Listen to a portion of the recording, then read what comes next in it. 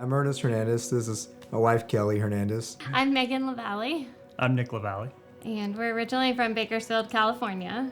And we kind of ended up in Knoxville by chance. Everything just lined up and it was like, this is really meant to be.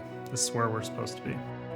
Our kids were in the same class and they'd become really good friends. And kind of on a whim, we're like, do you guys want to come over for dinner? We were just talking, getting to know one another.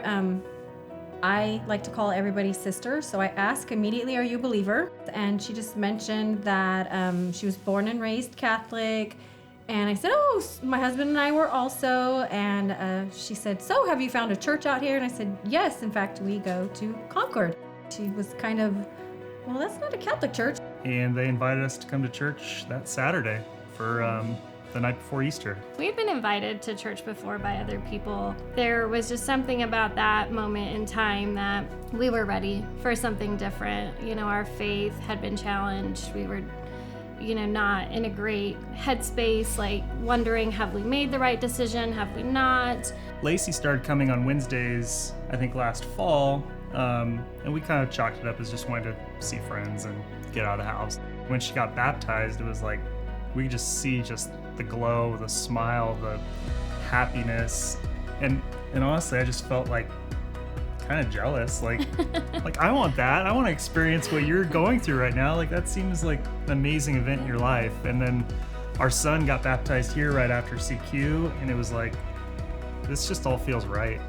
Like this is where we're supposed to be. This is what we're supposed to do. And then we came to starting point. Alan had reached out right before that and wanted to just get to know me, right? Just have a conversation. And so through that, questions I had that he was able to answer about faith and baptism, and I think it was the week after, 2 weeks after, that we both decided to get baptized. I really had to admit to myself that I didn't really know him. Almost 40 years old, and to be able to just look back on your life going, I wish I would have heard this when I was a kid.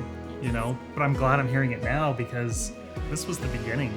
It feels like everything's led up to this, but it led up to that to change our trajectory for the rest of our lives, and just accepting that one moment really made it all possible.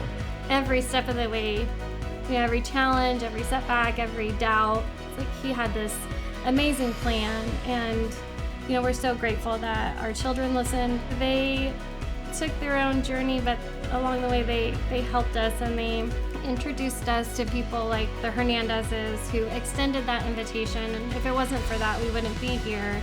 If you want to see your friends and your neighbors in the afterlife, get bold for Jesus. I was invited to church by a man in the Walmart line. It just changed the whole trajectory of who we are as a family.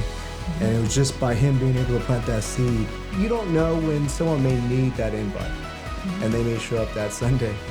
I just encourage anyone, if there's someone you're thinking about or praying about, extend them the invitation. It's made a huge impact on us.